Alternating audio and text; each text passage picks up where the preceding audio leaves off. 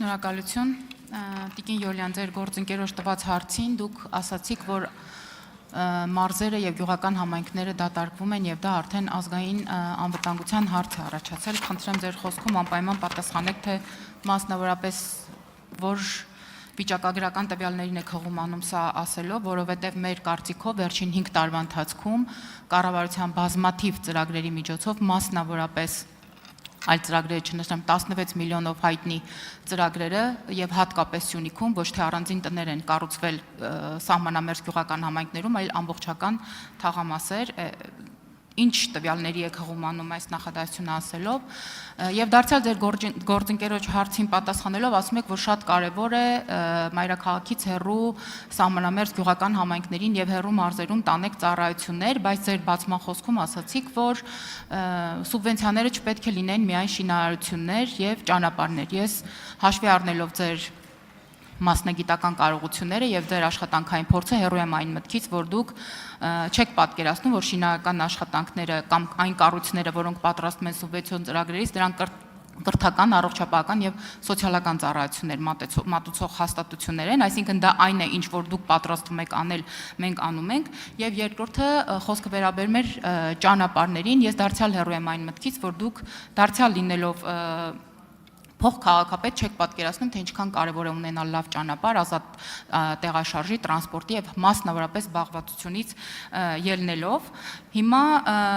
դուք եւ ձեր ֆրակցիան այստեղ եք, որովհետեւ քարոզարշավի ընթացքում դուք ասել եք, որ այս ապիկար իշխանությունները պատրաստվում են Սյունիքը հանձնել,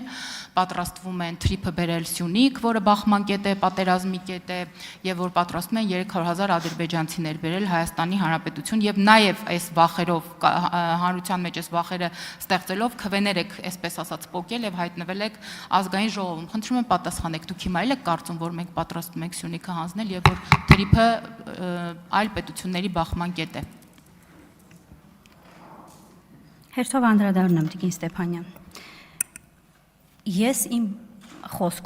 խոսքի նախաբանում ասել եմ, որ սուբվենցիոն ծրագրերի ոլորտները սահմանափակ են եւ առաջարկում եմ, որպեսզի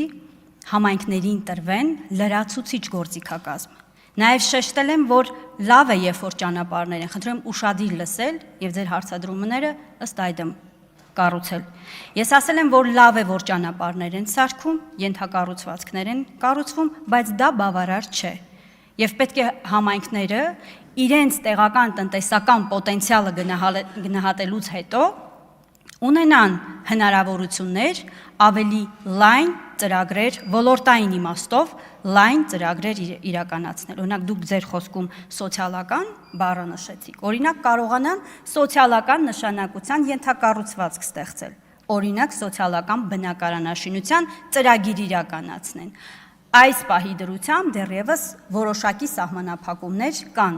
եւ ես առաջարկում եմ, որպեսզի համայնքները ունենան այդ հնարավորությունները, ոլորտները ավելի շատանան եւ կարողանան զարգացման ծրագրեր իրականացնել։ Ինչ վերաբերում է 16 միլիոն արժողությամբ ծրագրերին, ողջունելի է այդ ծրագիրը, լավ ծրագրերին պետք է ասել լավ, վատ ծրագրերին պետք է նույնական գնահատականը տալ։ Բայց այստեղ էլ հարց է առաջանում։ Նախ, երբ որ խոսում եք ժողովրդագրությունից, որտեղից այդ տվյալները, ազգային վիճակագրական ծառայությունից, նայեք Սյունիքի վիճակագրությունը, օրինակ։ Եվ ձեզ համար պարզ կլինի, ինչի մասին եմ ես խոսում։ Կարող եմ հետո փոխանցել, բայց չեմ ուզում այդ թվերը հիմա հրապարակել, որտեղ ասում եմ, ես այդտեղ ազգային անվտանգության հարց եմ տեսնում։ 16 միլիոն ծրագրերի մասին ես ինքս առիթներ ունեցել եմ խոսելու այդ մասին, որ եթե մեր նպատակը օրինակ խոցելի ընտանիքներին, ովքեր ապրում են տնակներում, պետք է բովանդակությունը հստակեցվի, ովքեր կարող են օգտվել այդ ծրագրերից։ Եթե օրինակ շատերի համար դա լրացուցիչ հնարավորություն է լինելու, մարդիկ դուք օրինակ մոնիտորինգ արել եք, ուսումնասիրել եք, ովքեր են այդ ծրագրերից օգտվում, եւ ինչ լրացուցիչ հնարավորություններ է ստեղծվում, օրինակ ունևոր ընտանիքների համար։ Այդ մասին ժամանակին ես ինքս բարձրաձայնել եմ, խոսել եմ նախարարությունում եւ առաջարկել եմ, որպեսզի բովանդակային իմաստով ֆորմատը փոխվի, որ ոչ թե որևէ մեկի համար լրացուցիչ տնտեսական եկամուտ ստեղծվի, օգտվելով պետական ծրագրից, այլ այնպիսի ընտանիքների համար հնարավորություններ ստեղծեն, որ իրապես գալու են, բնակվելու են եւ դրա կարիքը ունեն։ Ինչ վերաբերում է քաղաքական խոսույթին, ադրբեջանցիներ բերել եւ այլն, ինձ այդ հարցը կարող եք չտալ, որովհետեւ այսօր ամբողջ օրվա ընթացքում ես դրա մասին էի խոսում։ Բավականին շատ ադրբեջանցիներ կան այս պահին մեր տարածքում, այդ թվում Սյունիքի սուվերեն տարածքում, որ պետք է հետ գնան։ Արձագանք։ Տիկին Յոլյան, մենք ձեր մարզում, մասնավորապես կառավարությունը, իդեմս աշխատանքի եւ բարեկեցության նախարարության այլևս, օրինակ կառուցել է Արծվանիկ համայնքում փոքր համայնքային տուն, որը իրականացում է ապաինստիտուցիոնալացման գործընթացի շրջանակներում եւ մենք շարունակելու ենք դարձյալ նաեւ ձեր մարզը ընդգրկելով եւ ոչ միայն ձեր մարզը բազմաթիվ այսպիսի ծրագրեր ենք իրականացնում։ Ես որքան հասկացա, դուք խոսում եք ընտանիքի անապահովության գնահատման նոր համակարգի մասին, դա ձեր մարզում եւ մեր մարզում է կիրառվել։ Բնականաբար կլինեն խնդիրներ, տեխնիկական եւ որոշ դեպքերում պետք է որ առանձին գնանք, բայց դուք ճիշտ եք ասում, որ պետք է ֆիլտրել այս ցուցակներն, ինչպես որ մենք էինք անում։ Դուք իմ հիմնական հարցին չպատասխանեցիք։ Դուք իսկապես կարծում եք, որ այս իշխանությունները Սյունիքը հանձնում են եւ դուք իսկապես կարծում եք, որ թրիփը տարբեր պետությունների շահերի բախման կետ է։ Վերադառնալով ձեր իմ անապահովության նպաստի եւ ձեր սոցիալական, քանի որ շատ եմ խոսել այդ մասին, դուք էլ այստեղ շատ խոսում եք աղքատության հաղթահարման մրցունակ ծրագրի մասին, համակարգի մասին, հիմա եւս մեկ անգամ պնդում եմ, որ այդ ծրագիրը պետք է վերանայվի, որովհետեւ Հայաստանում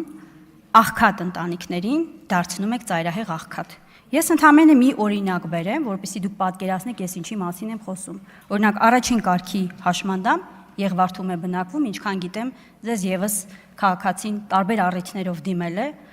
Արմեն Հակոբյան։ Առաջին կարգի հաշմանդամ է։ Հաշմանդամության թոշակը ընդամենը 10,000 դրամով բարձրացրել եք, նպաստը կտրել եւ սրանով մարդը դարձել է հարուստ։ Թե ինչպես առաջին կարգի հաշմանդամը պետք է կարողանա, չգիտեմ ինչ պայմաններում է հարստացել 10,000 դրամով հաշմանդամության նպաստը բարձրացնել եւ մարդուն զրկել հնարավորությունից։ Ես 8 անչափահաս երեխաների օրինակը բերեցի Գորիսում, որ 76,000 ընտանեկան նպաստը կտրել եք միայն նրա համար, որ ամսական գազի վարձը կազմել է 5,000 դրամ։ Այսինքն դրանից ցածր չի եղել։